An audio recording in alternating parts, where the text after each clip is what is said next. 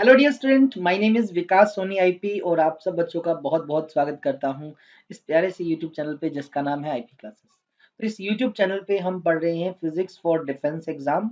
जो बच्चे तैयारी कर रहे हैं यूपीएससी एनडीए के एग्जाम की 2021, एयरफोर्स के एग्जाम की, नेवी के एग्जाम की, सीडीएस के एग्जाम की, तो ये वीडियोस उनके बहुत काम आने वाली है। इन वीडियोस के अंदर हम फिजिक्स के पोर्शन को कंप्लीट पढ़ेंगे, बात करेंगे डायपोल को फील्ड में रखे तो उससे रिलेटेड फॉर्मूलाज एंड हम इलेक्ट्रिक फील्ड और पोटेंशियल के कंसेप्ट को ज्वाइन करेंगे।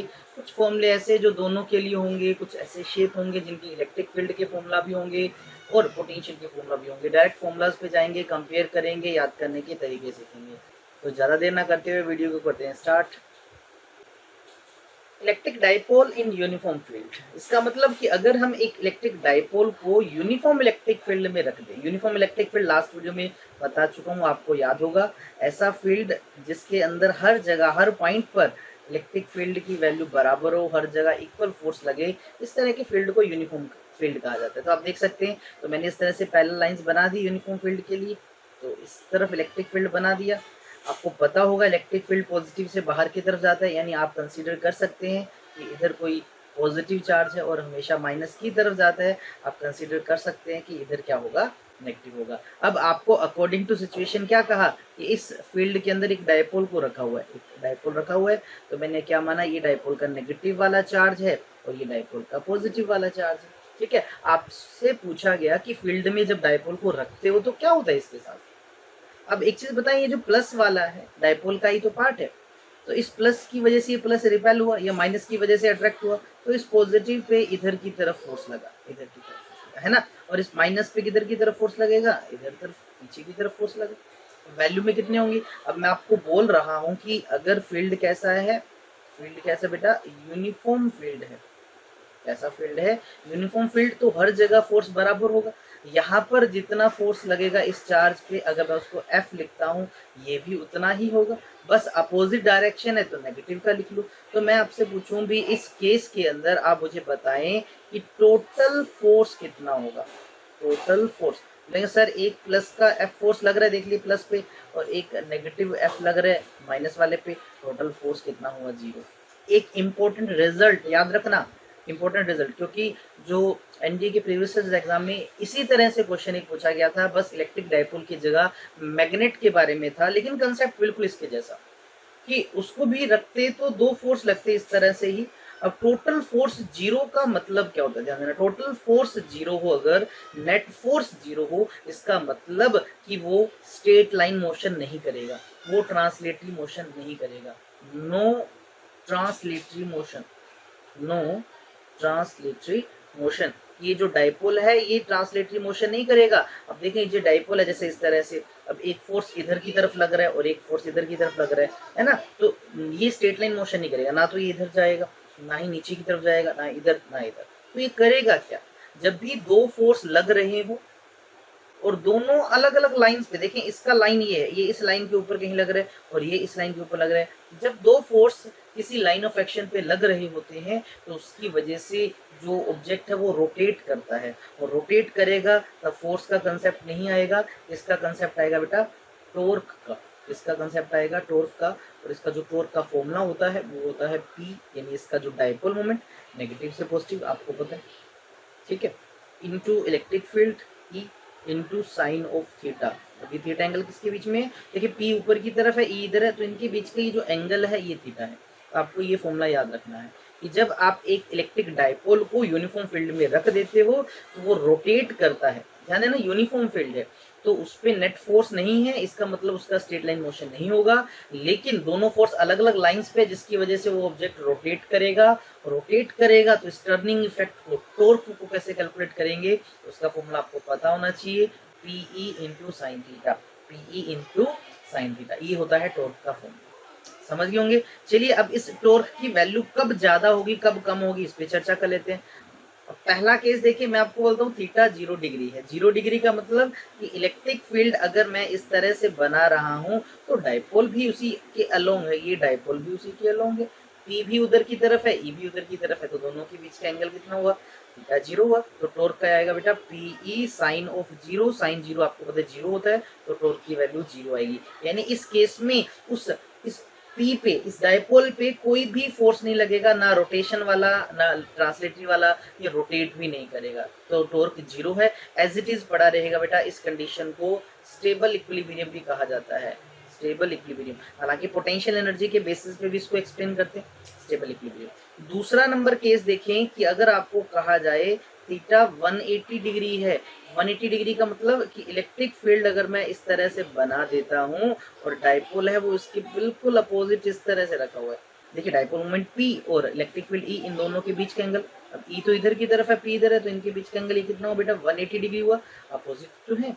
अब 180 है तो निकाल लेते हैं टॉर्क का formula, PE into sine of again 180, तो साइन 180 भी तो जीरो होता है, तो टॉर्क फिर से जीरो आया। तो सर इस केस में भी ये घूमेगा नहीं, इस केस में भी घूमेगा नहीं, ठीक है, एज इट इज पड़ा रहेगा। लेकिन इसकी एक खास बात है कि अगर आप इस डायपोल को थोड़ा सा डिस्प्लेस करते हो, आप इस 180 वाली पोजीशन से मान लीजिए थोड़ा सा इधर लेके आते हो, तो ये डायपोल यहाँ नहीं रुकेगा, ये फिर से ऐसे पूरा रोटेट होके जीरो वाले एंगल पे आ जाएगा, इस स्टेट में आना चाहता है। तो इसको कहा जाता है, इस कंडीशन को अनस्टेबल इक्विलिब्रियम। क्या कहा जाता है बेटा, अनस्टेबल इक्विलिब्रियम। ठीक है, कि जब एक डायपोल जो है वो 0 डिग्री के एंगल पे पड़ा हो तो वो स्टेबल इक्विलिब्रियम की कंडीशन है, और 180 पे हो तो अनस्टेबल। फर्क क्या है, स्टेबल इक्विलिब्रियम में क्या होता है कि अगर आप डायपोल को थोड़ा सा भी हिला देते हो वो वापस वहीं आ जाता है 0 डिग्री वाले एंगल पे। और 180 वाले केस में क्या है, जब तक 180 पे पड़ा है कोई दिक्कत नहीं, लेकिन थोड़ा सा ही मूव करते ही वो घूम के 0 पे आ जाएगा। यानी हर बार डायपोल 0 पे आने की कोशिश करता है, तो 0 हुआ स्टेबल। ठीक है, 180 पे था, इक्विलिब्रियम था, टॉर्क 0 था, लेकिन थोड़ा सा डिस्प्लेस किया तो वापस वहां नहीं आ पाया, तो इसको बेटा अनस्टेबल इक्विलिब्रियम कहा जाता है। क्या कहा जाता है, अनस्टेबल इक्विलिब्रियम। अच्छा, सबसे ज्यादा टॉर्क कब लगता है, तीसरा केस भी देख लेते हैं, तीसरा केस भी देख लेते हैं बेटा, जब थीटा 90 डिग्री हो। 90 डिग्री मतलब अगर इलेक्ट्रिक फील्ड कुछ इस तरह से है और उसके अंदर डायपोल परपेंडिकुलर है इस तरह से, ठीक है, 90 डिग्री का एंगल बन रहा है, तो टॉर्क निकाल लीजिए। टाउ आपको पता है पीई इंटू में साइन ऑफ 90, साइन 90 1 होता है, साइन की ज्यादा से ज्यादा वैल्यू 1 ही होती है, नहीं टाउ की वैल्यू आ जाएगी PE. This is the maximum value of torque, torque का सबसे ज्यादा वैल्यू, यानी अगर डायपोल परपेंडिकुलर ऑफ फील्ड की उस टाइम उस पे मैक्सिमम टॉर्क लगता है। ठीक है, और वो जाना किधर जाता है, देखिए टॉर्क जब भी लगेगा, टॉर्क हमेशा हमेशा जो डायपोल है उसकी जो डायपोल मोमेंट है पी, उसको ई के अलोंग लाने की कोशिश करता है। ये आपने इंपॉर्टेंट पॉइंट ध्यान देना है कि डायपोल को फील्ड में रखने से, डायपोल को फील्ड में रखने से डायपोल रोटेट होता है, रोटेट होकर जाना किधर जाता है, रोटेट होकर पी की डायरेक्शन ई के अलोंग जाना चाहती है, जिधर पी उधर E, यानी वो स्टेबल इक्विलिब्रियम की कंडीशन की ओर जाना चाहती है। ये आप बच्चों ने ध्यान देना। ठीक है, ये तो था किसका कंसेप्ट, टॉर्क का कंसेप्ट। अच्छा, इसके साथ साथ एक चीज और थोड़ा सा ध्यान दें, अगर आपको बाई चांस किसी सिचुएशन में यूनिफॉर्म फील्ड की बजाय नॉन यूनिफॉर्म फील्ड बोल देता, नॉन यूनिफॉर्म फील्ड का मतलब फील्ड हर जगह बराबर नहीं है। जैसे मैंने एग्जांपल के तौर पे कुछ इस तरह से फील्ड को बना दी, ये इलेक्ट्रिक फील्ड है और इसके अंदर रख दिया एक डायपोल को, ऐसे डायपोल को हमने रख दिया। ठीक है, ये डायपोल का नेगेटिव चार्ज, ये डायपोल का पॉजिटिव चार्ज, कितने एंगल पे, थीटा एंगल पे। अब मुझे बताएं कि इस पॉजिटिव पे इधर की तरफ फोर्स लगेगा, बिल्कुल सर। माइनस वाले पे इधर की तरफ फोर्स लगेगा, बिल्कुल सर। अब मुझे बताओ क्या ये दोनों फोर्स बराबर होंगे, आपने भी बताया नॉन यूनिफॉर्म फील्ड में फोर्स बराबर नहीं होता, यहाँ पर फोर्स अलग होगा, यहाँ अलग होगा। देखिए यहाँ पर लाइनें दूर दूर है, यानी ये वाला जो फोर्स है F1 कम होगा, और यहाँ पर लाइनें नजदीक है, यानी ये जो फोर्स F2 ज्यादा होगा। इस केस में अगर आप नेट फोर्स निकालते हो तो क्या वो जीरो होगा, नहीं ना, क्योंकि F2 बड़ा है F1 छोटा है, तो कुछ ना कुछ वैल्यू होगी, यानी फोर्स जीरो तो नहीं होगा, जीरो नहीं होगा। इसका मतलब इस केस में ट्रांसलेटरी मोशन भी होगा, इस केस में ट्रांसलेटरी मोशन भी होगा, यानी वो स्ट्रेट लाइन भी मूव करेगा डायपोल। साथ ही साथ देखिए दो फोर्स अलग अलग लाइन पे, ये इस लाइन पे लग रहा है, ये इस लाइन पे लग रहा है, यानी ये इसको रोटेट भी करवाएगा। इस केस के अंदर कुछ नेट टॉर्क भी होगा, इस केस में नेट टॉर्क भी होगा, वो जीरो नहीं होगा। इसका मतलब रोटेशनल मोशन भी होगा, रोटेशनल मोशन भी होगा। ठीक है, इंपॉर्टेंट चीज है, याद रखना। नॉन यूनिफॉर्म फील्ड में डायपोल को रख दो। अच्छा, अगर मैग्नेटिज्म में चलते हैं, मैग्नेटिक फील्ड है आपके पास नॉन यूनिफॉर्म, उसमें एक बार मैग्नेट को रख दो, सेम सिचुएशन। ठीक है, कि ना तो फोर्स जीरो होगा ना ही टॉर्क जीरो होगा, दोनों मोशन होंगे। और अगर यूनिफॉर्म होता तो फोर्स जीरो होता, टॉर्क जीरो ना होता। हमारा नेक्स्ट कंसेप्ट है, अगर मैं एक डायपोल को यूनिफॉर्म इलेक्ट्रिक फील्ड में रोटेट करवाना चाहूँ तो क्या कुछ वर्क डन करना। नेक्स्ट कंसेप्ट है कि अगर हम एक डायपोल को यूनिफॉर्म फील्ड में रोटेट करवाएं तो क्या कुछ वर्क डन करना पड़ेगा। करना पड़ेगा तो क्यों करना पड़ेगा। अब मैं इस तरह से यूनिफॉर्म फील्ड बना देता हूँ, ये ई का डायरेक्शन है, इलेक्ट्रिक फील्ड इधर है, और हमने इसके अंदर एक डायपोल को रख दिया इस तरह से, इस एंगल पे, थीटा एंगल पे, ठीक है। ऊपर की तरफ एरो बनाया, यानी ये डायपोल मोमेंट का डायरेक्शन है। अब आपको पता है कि जैसे ही डायपोल को इस पोजीशन में रखते हैं तो वो रोटेट कर जाएगा इस तरह से, और रोटेट करेगा और ऑटोमेटिक पी और ई एक डायरेक्शन में आ जाएंगे, हमें पता है, इस तरह से सीधा हो जाएगा। अगर मैं इस डायपोल को वापस से उस सीधे वाली डायरेक्शन से किसी और एंगल पे लेके जाना चाहता हूँ, मान लीजिए आपको कहा जाए कि स्टार्टिंग में जो एंगल है इसका थीटा 1 है, और आप डायपोल को रोटेट करवा के मान लीजिए यहाँ लेके जाना चाहते हो, आप ये थीटा 2 एंगल पे लेके जाना चाहते हो, तो आपको वर्क डन तो करना पड़ेगा, क्योंकि डायपोल तो ई के अलोंग आना चाहता है, आप तो उसके अपोजिट उसको लेके जा रहे हो, तो वर्क डन करना पड़ेगा। तो वो वर्क डन होगा कितना, उसका फॉर्मूला ध्यान दीजिए। तो वर्क डन इन रोटेटिंग, अब देखिए मान लीजिए मैं डायपोल को किसी थीटा 1 एंगल से किसी थीटा 2 एंगल तक रोटेट कर रहा हूँ, तो जो वर्क डन है उसका फॉर्मूला होता है माइनस का PE cos of theta 2 minus का कोस ऑफ थीटा 1। ठीक है बेटा, ये फॉर्मूला आपने याद रख लेना, क्या, माइनस का PE cos theta 2 minus cos theta 1। Cos theta 2 मतलब जहां पर लेके गए, कोस थीटा 1 जहां से लेके गए, ठीक है। अब अगर आपको मैं बोल दूं, सपोज दैट आपको कहा गया कि स्टार्टिंग में डायपोल 0 डिग्री के एंगल पे था, आपको उसको 180 तक रोटेट करवाना है, तो कितना वर्क डन होगा, बिल्कुल फॉर्मूले से निकाल लेते हैं, तो आ जाएगा माइनस का पीई कोस ऑफ थीटा 2, किस एंगल पर लेके गए, 180 पे लेके गए हम इसको, माइनस का कहां से लेके गए, 0 से लेके गए, तो इस तरह से इसको सोल्व करेंगे आपके पास आंसर आ जाएगा। इस तरह से कोई भी दो एंगल्स की पेयर दे सकते हैं आपको, और आप उसके लिए क्या निकाल सकते हो, वर्क डन का एक्सप्रेशन निकाल सकते हो। जैसे हम एक एंगल से दूसरे तक रोटेट करवाते थे, हमने वर्क डन का एक्सप्रेशन निकाला। और डायपोल अगर मैं आपको बोल दूं कि यूनिफॉर्म फील्ड में रखा हुआ है किसी जगह पे, ये फिर से मैंने यूनिफॉर्म फील्ड बना दिया, इलेक्ट्रिक फील्ड, और डायपोल इसके अंदर रखा हुआ है कुछ इस तरह से, ठीक है, डायपोल मोमेंट है और थीटा एंगल पे रखा हुआ है, तो इस पर्टिकुलर लोकेशन पे कुछ एनर्जी होगी। जैसे आप सोचो, अगर मैं एक ऑब्जेक्ट को अर्थ से कुछ ऊपर लेके जाता हूँ, अर्थ देखें, अर्थ पे रखा तब उसकी पोटेंशियल एनर्जी 0 है, जैसे जैसे मैं अर्थ से ऊपर लेके जाता हूँ कुछ हाइट बढ़ेगी, आपको पता है कुछ पोटेंशियल एनर्जी होगी mgh, यहाँ पर पोटेंशियल एनर्जी अलग है, यहाँ पर पोटेंशियल एनर्जी अलग है, यहाँ पर पोटेंशियल एनर्जी अलग है, हर पॉइंट पे एक पोटेंशियल एनर्जी की वैल्यू होती है। वैसे ही डायपोल को जो फील्ड में रखते हैं तो हर एक एंगल पर एक एनर्जी की वैल्यू होती है, उसको पोटेंशियल एनर्जी ऑफ डायपोल कहा जाता है। और पोटेंशियल एनर्जी ऑफ डायपोल को मैं कैपिटल यू से लिखता हूँ, उसका फॉर्मूला होता है माइनस का पीई कोस ऑफ थीटा। क्या फॉर्मूला होता है बेटा, माइनस का PE cos of theta. Theta है वो एंगल जिस एंगल पर आपको उस एनर्जी की वैल्यू पूछी। जैसे अगर मैं बोल दूं कि थीटा 0 एंगल हो तो पोटेंशियल एनर्जी कितनी है, थीटा 0 यानी स्टेबल वाली कंडीशन, याद कीजिए, स्टेबल इक्विलिब्रियम वाली कंडीशन थी ना ये वाली, तो थीटा 0 पुट कर देते हैं तो यू कितना आएगा, माइनस का पीई कोस ऑफ 0, कोस 0 होता है 1, आ जाएगा माइनस का पीई। नेगेटिव में आई यानी ये सबसे मिनिमम वैल्यू है। और आपको याद होगा, आपको याद नहीं है तो मैं बता दूं कि स्टेबल इक्विलिब्रियम की कंडीशन में पोटेंशियल एनर्जी सच में सबसे कम होती है, यानी बिल्कुल ठीक है, स्टेबल इक्विलिब्रियम में पोटेंशियल एनर्जी सबसे मिनिमम है। दूसरा केस देखिए, अगर थीटा 180 डिग्री है, थीटा 180 कौन सा था, अनस्टेबल का कंडीशन, अनस्टेबल इक्विलिब्रियम का कंडीशन। क्या होता था इसके अंदर, अगर आपके पास एक यूनिफॉर्म फील्ड है कुछ इस तरह से और डायपोल उसके अपोजिट रखा है, ऐसे रखा गया, उस सिचुएशन में क्या होगी, पोटेंशियल एनर्जी निकालें अगर हम, तो यू आपको होता है माइनस का पीई कोस ऑफ 180, कोस 180 होता है माइनस का 1, तो माइनस का पीई इंटू माइनस का 1, तो क्या आ जाएगा, प्लस का पीई आया, पॉजिटिव में वैल्यू है, यानी ये इसकी मैक्सिमम वैल्यू है। इसका मतलब कि अनस्टेबल इक्विलिब्रियम पे पोटेंशियल एनर्जी सबसे ज्यादा होती है, स्टेबल इक्विलिब्रियम में पोटेंशियल एनर्जी सबसे कम होती है। अच्छा, स्टेबल अनस्टेबल का एक चीज और देखिए इस तरह से, ठीक है। अच्छा, स्टेबल अनस्टेबल के लिए एक चीज और देखिए, एक डायग्राम देखिए कुछ इस तरह से। अगर आपको कहा जाए कि आपके पास 3 बॉल है, एक बॉल यहाँ पर रखा गया, एक बॉल यहाँ पर रखा गया और एक बॉल यहाँ पर रखा गया, ठीक है। अब क्या हो, अगर इस बॉल को आप स्लाइटली मूव करो, थोड़ा सा मूव करो और उसको यहाँ पर रख दो इस नई पोजीशन पे, तो क्या होगा, बॉल एज इट इज यहाँ पर रहेगी।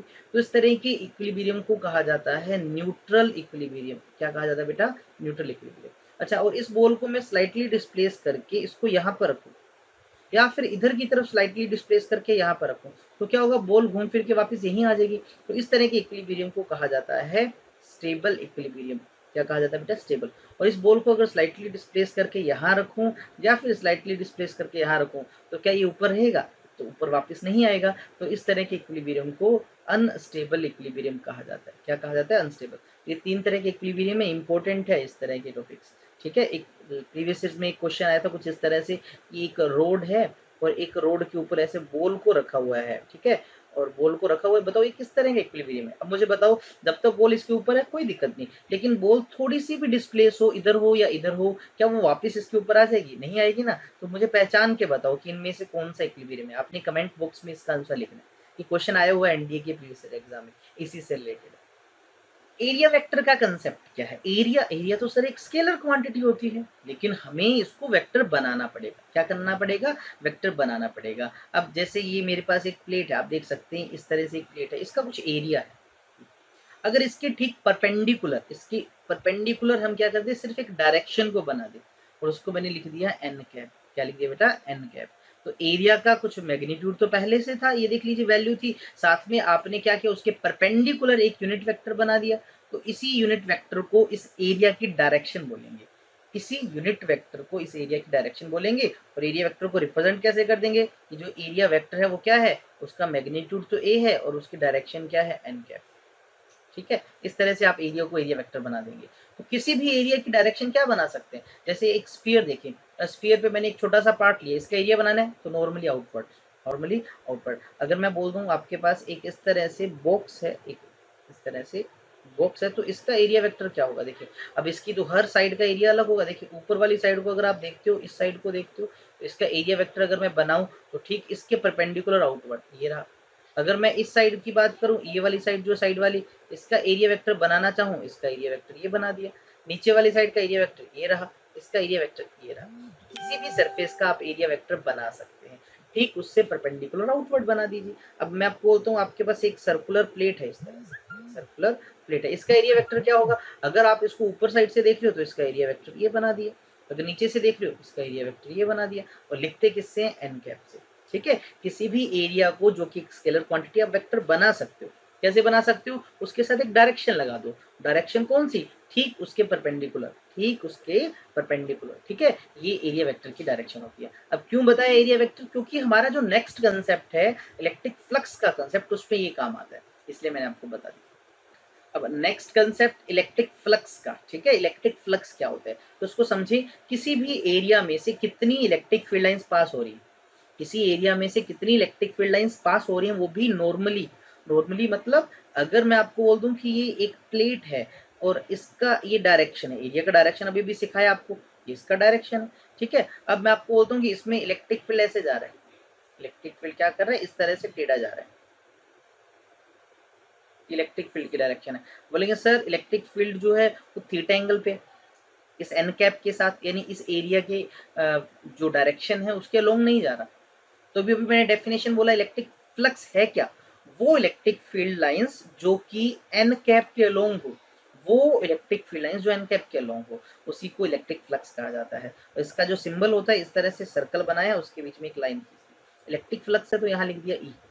तो इलेक्ट्रिक फ्लक्स का जो फॉर्मूला फॉर्मूला लिख रहा हूँ, ये क्या होता है, वो होता है बेटा ई, यानी इलेक्ट्रिक फील्ड और एरिया का डॉट प्रोडक्ट। अगर इस प्लेट का एरिया ए है, मैं इसको ए लिखता हूँ, इसका डॉट प्रोडक्ट, इन दोनों का डॉट प्रोडक्ट, ये होता है इलेक्ट्रिक फ्लक्स का फॉर्मूला। या फिर आप उसको ऐसे भी लिख दो, E into A into cos of theta, E into A into cos of theta. E यानी इलेक्ट्रिक फील्ड, ए यानी area, cos of theta, theta क्या है, एंगल, एंगल किसके बीच में, एन कैप के बीच में और ई के बीच में। तो ये बेटा इलेक्ट्रिक फ्लक्स का फॉर्मूला होता है, आपने ये फॉर्मूला ही याद रखना है, क्लियर, इस फॉर्मूले को ही डायरेक्ट याद रखिए। अच्छा, उसके बाद ये किस तरह की क्वांटिटी है, अब देखिए दो चीजों का डॉट प्रोडक्ट होता है, तो डॉट प्रोडक्ट हमेशा किस तरह की क्वांटिटी देता है, स्केलर क्वांटिटी, यानी जो इलेक्ट्रिक फ्लक्स है ये एक स्केलर क्वांटिटी है। किस तरह की क्वांटिटी है, स्केलर। अच्छा, यूनिट पे चलते हैं, इसका क्या होता है मुझे बताओ, इलेक्ट्रिक फील्ड का, इलेक्ट्रिक फील्ड का होता है न्यूटन पर कूलम, और एरिया का क्या होता है बेटा, मीटर स्क्वायर। तो आप देख लीजिए क्या बन गया, न्यूटन मीटर स्क्वायर पर कूलम। डायमेंशन फॉर्मूला बना लेते हैं, देखिए फोर्स ऊपर न्यूटन है, तो न्यूटन का फोर्स का होता है बेटा m1 l1 t माइनस का 2, देखिए मल्टीप्लाई बाय लेंथ का स्क्वायर, क्योंकि एरिया है, डिवाइड बाय चार्ज है जिसको a1 t1 लिखते हैं। तो यहाँ से आप ये खुद सोल्व करके लिख सकते हैं जो भी डायमेंशन फॉर्मूला है, ठीक है। इलेक्ट्रिक फ्लक्स समझ आ गया। जैसे आपको बोल दिया कि आपके पास एक प्लेट है, उस प्लेट का एरिया आपको 10 मीटर स्क्वायर दिया गया और आपको बोला कि एक इलेक्ट्रिक फील्ड उसमें से पास हो रहा है और उस इलेक्ट्रिक फील्ड की वैल्यू है 20 न्यूटन पर कूलम और वो एरिया में से पास हो रहा है, कितना एंगल बना रहा है, आपको कहा कि वो जो है 60 डिग्री का एंगल बना रहा है, कितने का, 60 डिग्री। तो मुझे फ्लक्स कैलकुलेट करके बताओ। तो फ्लक्स का फॉर्मूला भी बताया, E into A into cos of theta. E कितना बेटा 20 है, एरिया आप देख सकते हैं 10 है, कोस ऑफ आपके पास एंगल 60 है, कोस 60 हाफ होता है, यहाँ पर इसकी जगह लिख दिया हाफ, तो इससे ये कैंसिल हो जाएगा बेटा, 10 आ जाएगा, 10 इंटू 10 100 न्यूटन मीटर स्क्वायर पर कूलम। आंसर सिंपल से आपको E into cos theta. Flux निकालने का पहला तरीका इलेक्ट्रिक फील्ड और एरिया से और एंगल से। एक और तरीका भी आके हम सीखेंगे। इलेक्ट्रिक फ्लक्स के भी टाइप्स होते हैं, positive flux, negative flux and zero flux. Simply angle पे डिपेंड करता है। अगर किसी भी बॉडी में से जैसे आपको इलेक्ट्रिक फील्ड लाइंस बाहर आती दिखे तो आप उसको पॉजिटिव फ्लक्स बोल देंगे, ठीक है। और अगर आपको किसी बॉडी के अंदर इलेक्ट्रिक फील्ड लाइन जाती दिखे आप उसको नेगेटिव फ्लक्स बोल देना। और अगर जितनी लाइनें अंदर जा रही उतनी बाहर यानी लाइनें है ही नहीं तो उस टाइम पे फ्लक्स को क्या लिया जाता है बेटा, जीरो। जनरली फ्लक्स जीरो होने का सबसे बड़ा एक रीजन होता है थीटा एंगल का 90 डिग्री होना। क्यों उस केस में फ्लक्स जीरो हो जाएगा, तो आपको पता है फ्लक्स का फॉर्मूला होता है बेटा ई into A into cos of angle, और अगर कोस 90 आ जाए, कोस 90 तो जीरो होता है, तो फ्लक्स ऑटोमेटिक कितना आ जाता है, जीरो। ठीक है, इसको आप याद कर लेना कि जब जब आपको किसी में से फील्ड बाहर आता दिखे तो फ्लक्स पॉजिटिव होगा, जब अंदर जाता दिखे तो फ्लक्स नेगेटिव होगा। अब आपको मैं बोलता हूँ एक डिब्बे के अंदर आपको कहा कि मैंने एक प्लस का चार्ज रख रखा है, मैंने आपको कहा कि एक डिब्बे के अंदर ऐसे प्लस का चार्ज रख रखा है, तो मुझे बताओ कि फ्लक्स किस तरह का होगा। अब आपको पता है प्लस का चार्ज है, उससे जितनी भी फील्ड लाइंस होंगी वो सारी डिब्बे से बाहर आएंगी। तब किसी डिब्बे की एरिया है जो उसकी वॉल्स है उसमें से जब फील्ड लाइंस बाहर की तरफ आएंगी तो आप बताएं किस तरह का फ्लक्स लिया जाता है, आप उस फ्लक्स को पॉजिटिव लोगे। और अगर वही डिब्बे के अंदर नेगेटिव चार्ज होता तो फ्लक्स बता सकते हो कितना होता, लाइनें अंदर की तरफ जाती तो नेगेटिव होता। और अब आपको एक सिंपल सा क्वेश्चन बोलता हूँ कि एक सिलेंडर है आपके पास इस तरह से, और सिलेंडर के अंदर आपने बेटा एक डायपोल रख दिया, क्या रख दिया, डायपोल रख दिया। डायपोल का पता होगा उसमें एक प्लस का चार्ज भी होता है एक माइनस का भी, तो मुझे बताओ फ्लक्स कितना होगा। What is the value of electric flux when a dipole is placed in a cylinder. Question आपके लिए, कमेंट बॉक्स में आपके आंसर का इंतजार करूंगा। गोज लो मोस्ट इंपोर्टेंट लो है इलेक्ट्रिक फ्लक्स को कैलकुलेट करने के लिए। भाई साहब पूछ रहे हैं क्या काम आता है, तो बता दिया इलेक्ट्रिक फ्लक्स को कैलकुलेट करने के काम आता है। तो सर उसको कैलकुलेट करने के लिए तो हमारे पास इलेक्ट्रिक फील्ड, एरिया और एंगल का भी कंसेप्ट था, बिल्कुल था, ये उससे भी इजी कंसेप्ट है। गोज लो ने बहुत सिंपल कर दिया इलेक्ट्रिक फ्लक्स को कैलकुलेट करना। उसने सिंपली कहा कि इलेक्ट्रिक फ्लक्स सिर्फ और सिर्फ डिपेंड करता है चार्ज की वैल्यू पे। किसी क्लोज्ड सरफेस में कितना चार्ज है वही डिसाइड करेगा फ्लक्स कितना है। इलेक्ट्रिक फ्लक्स किसी भी क्लोज सरफेस के लिए, ये ध्यान देना, क्लोज सरफेस के लिए किसके के होगा, उस पर जितना चार्ज है आप उसको एप्सिलॉन नॉट से डिवाइड कर दो, इस तरह से आपके पास फ्लक्स आ जाएगा। आप क्या करें, उसके अंदर जितना भी टोटल चार्ज है किसी भी क्लोज सरफेस के अंदर उसको एप्सिलॉन नॉट से डिवाइड कर दो, आपके पास इलेक्ट्रिक फ्लक्स आ जाएगा। अब क्लोज सरफेस सुनो क्या होता है। देखिए एक मैं आपको बोलता हूँ कि आपके पास ऐसे प्लेट है और आपको बोलता हूँ कि आपके पास एक इस तरह से क्यूब है, तो मुझे बताओ प्लेट और क्यूब में क्या फर्क है। प्लेट है एक ओपन सरफेस और क्यूब है एक क्लोज, उसके अंदर का एरिया अलग है, बाहर का एरिया अलग है, ठीक है। अब मैं आपको बोलता हूँ कि एक थिन शीट है, ऐसे प्लेट है आपके पास और एक आपके पास स्फीयर है, क्या फर्क है। देखिए ये क्लोज है और ये है ओपन, ठीक है। तो गोज लॉ हमेशा किसके लिए दिया गया था, ये क्लोज्ड सरफेस के लिए दिया गया, किसके लिए बेटा, क्लोज सरफेस के लिए।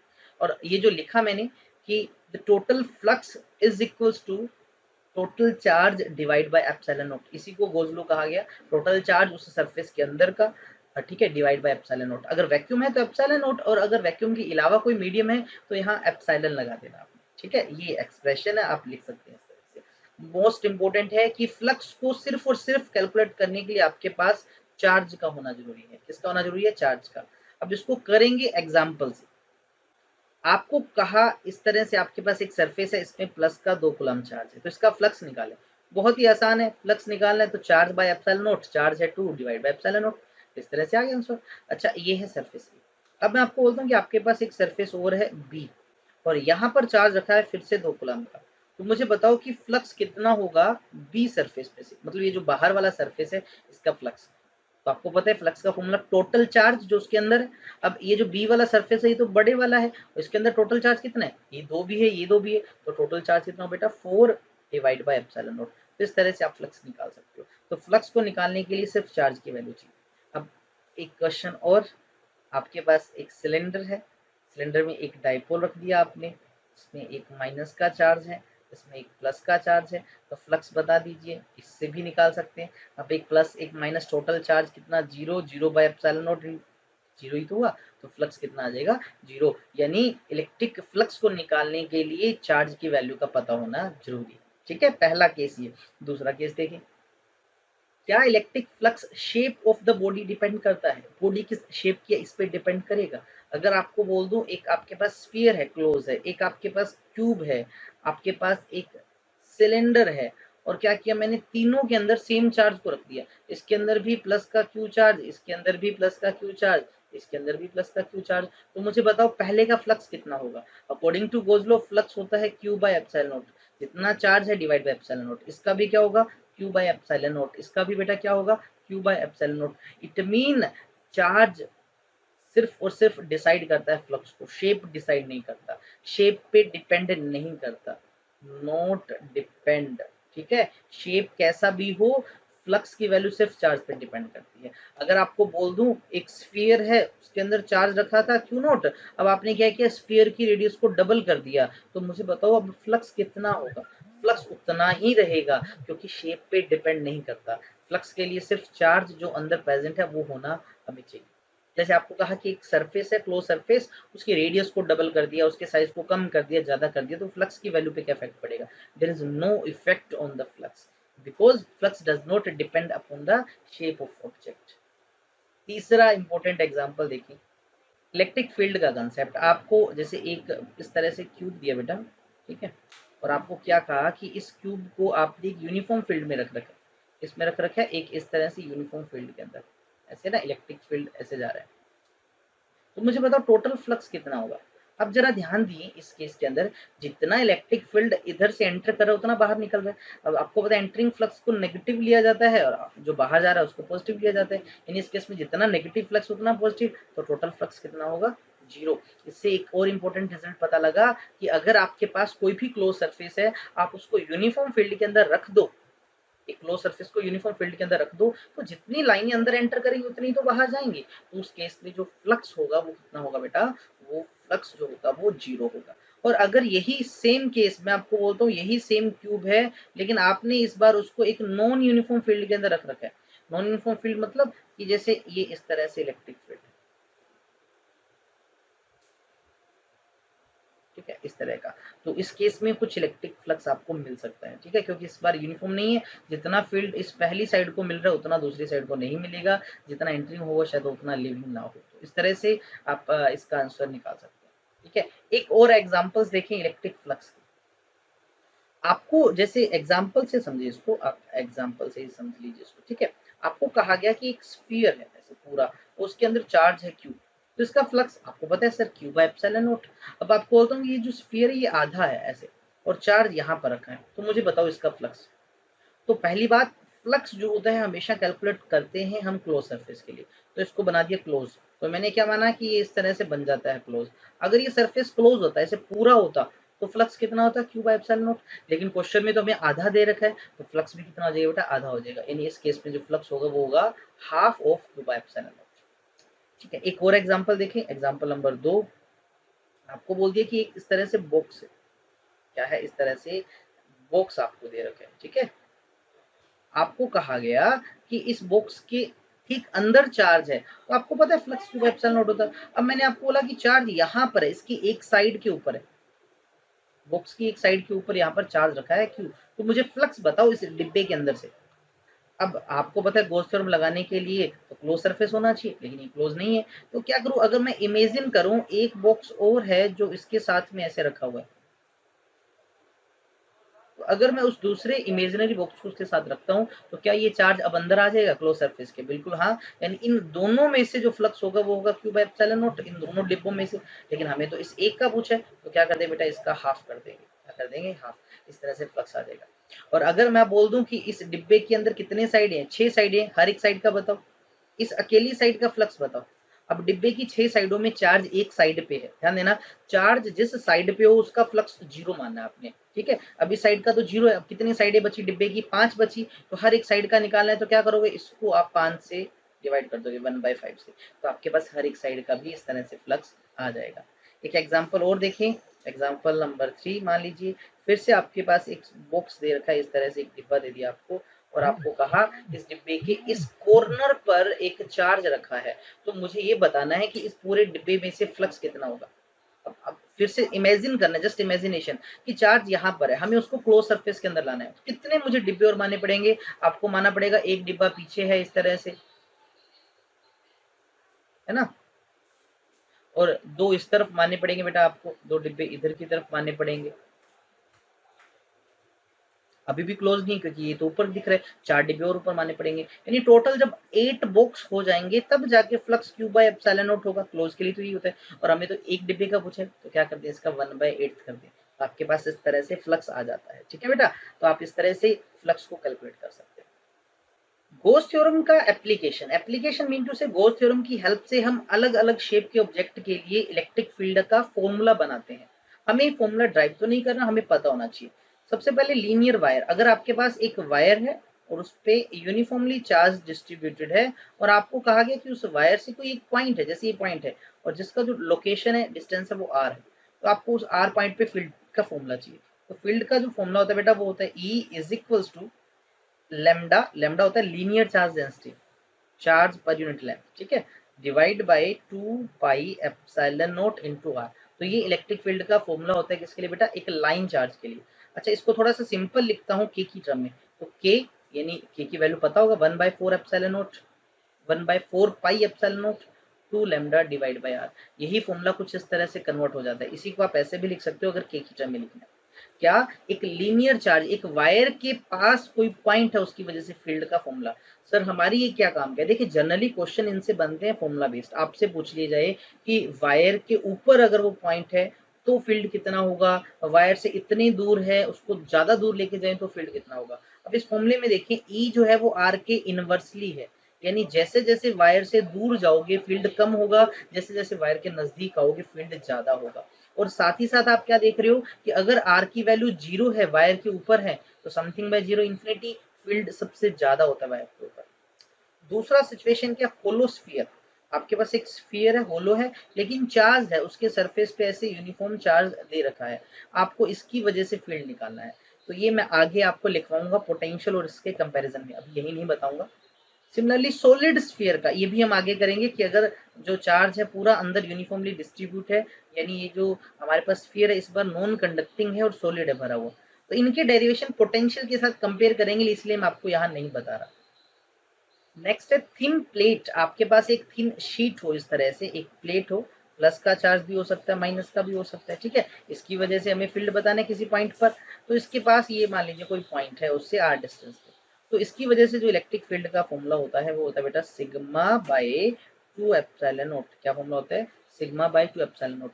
सिग्मा होता है यहाँ पर चार्ज बाय इस प्लेट का एरिया, चार्ज बाय इस प्लेट का एरिया। अच्छा, इसकी खास बात क्या है कि ई जो है वो आर पे डिपेंड नहीं करता, आर यानी ये जो पॉइंट है चाहे यहाँ हो चाहे यहाँ हो चाहे यहाँ हो, इलेक्ट्रिक फील्ड की वैल्यू चार्ज डिस्टेंस पे डिपेंड नहीं करती, ये सिर्फ सिग्मा पे डिपेंड करती है, चार्ज बाय एरिया पे डिपेंड करती है। नेक्स्ट है बिटवीन टू प्लेट्स, अगर आपको बोल दूं आपके पास 2 प्लेट है, ऐसे 2 प्लेट है, ध्यान देना, एक प्लस का प्लेट एक माइनस का, जितना प्लस का चार्ज उतना माइनस का चार्ज, तो इनके बीच के अंदर हमेशा इलेक्ट्रिक फील्ड मिलेगा आपको, कितना, सिग्मा बाय एप्सिलॉन नॉट।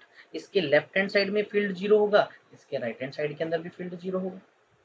अच्छा, दूसरा केस, अगर आपको बोल दूं कि आपके पास दोनों प्लेट जो हैं वो क्या है बेटा, पॉजिटिव प्लेट्स है, क्या है, पॉजिटिव प्लेट, इस पे भी चार्ज प्लस का, इस पे भी चार्ज प्लस का, तो ऐसी सिचुएशन के अंदर इसके बीच के अंदर फील्ड जो होता है बेटा वो 0 होता है, लेफ्ट हैंड साइड में होता है माइनस का सिग्मा बाय एप्सिलॉन नॉट, और राइट हैंड साइड में होता है प्लस का सिग्मा बाय एप्सिलॉन नॉट।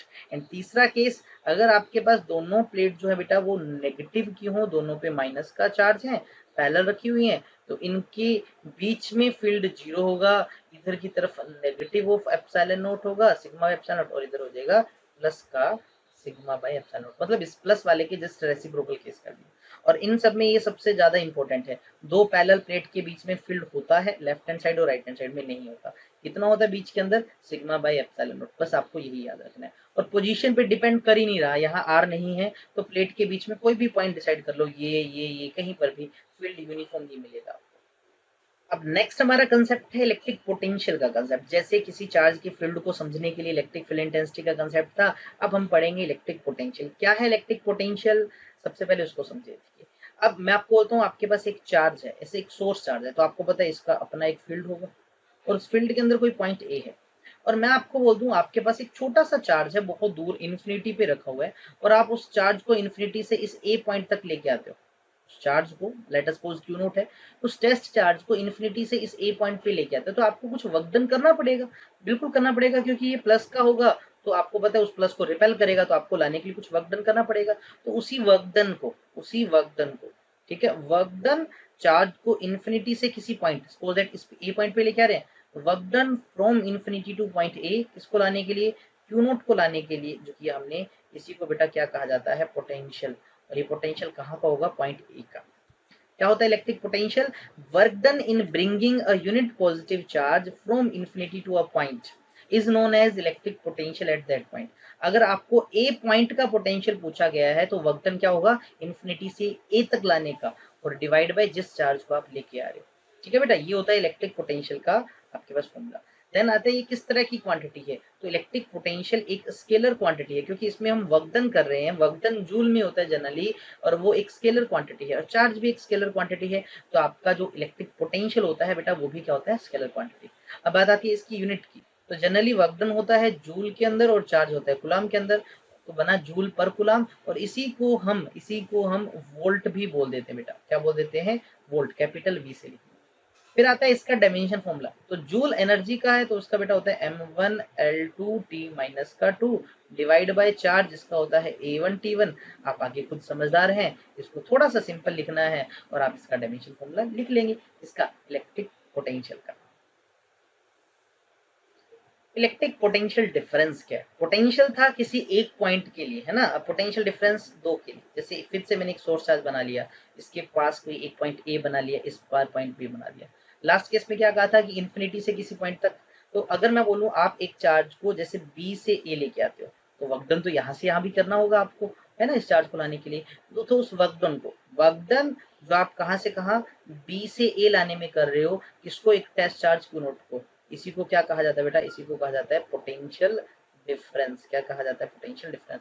और होता कितना देखें, अगर वर्क डन कर रहे हो बी से ए लेके आ रहे हो, ठीक है, किसको? क्यू नोट को, तो इनका जो रेशियो होगा किसके इक्वल होगा?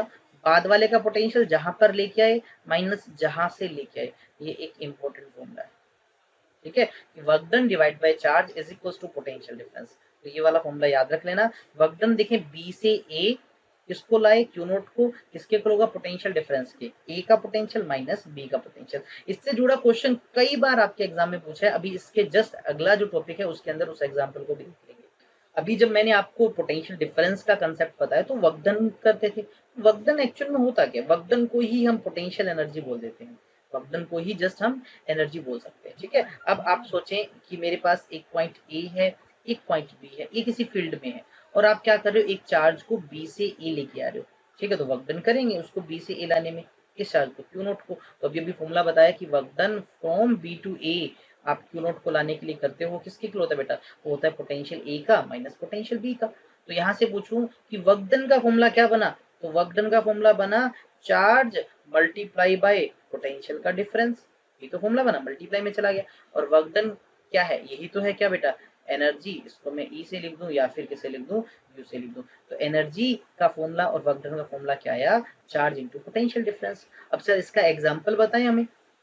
अब आपको एक क्वेश्चन में बोला कि एक इलेक्ट्रॉन है, आपने क्या किया? उसको एक्सेलरेट करवाया विद पोटेंशियल डिफरेंस कितना बेटा? आपको कहा गया कि 100 वोल्ट से। एक इलेक्ट्रॉन को 100 वोल्ट लगाया, बताओ कितनी एनर्जी आई? तो एनर्जी और वर्क डन का फॉर्मूला भी बताया। एनर्जी और वर्क डन क्या होता है बेटा? Formula charge multiply by potential का डिफरेंस, ये तो था, उसमें मैंने VA माइनस VB लिखा, या मैं सिंपल पोटेंशियल डिफरेंस लिखता हूँ। अब चार्ज क्या है एक इलेक्ट्रॉन का, आपको पता है 1.6 multiply by 10⁻⁻19 multiply by potential difference, वो भी क्वेश्चन में गिवन है कितना 100 वोल्ट। तो इस तरह से दोनों को मल्टीप्लाई करके आप एनर्जी कैलकुलेट कर सकते हैं। तो एक एनर्जी का इंपॉर्टेंट फॉर्मूला हुआ क्या, charge multiply by potential difference, charge multiply by potential difference, आपके पास एनर्जी आ जाएगी। जनरली इसको पोटेंशियल एनर्जी बोल देते हैं क्योंकि पोटेंशियल डिफरेंस के कंसेप्ट से आई।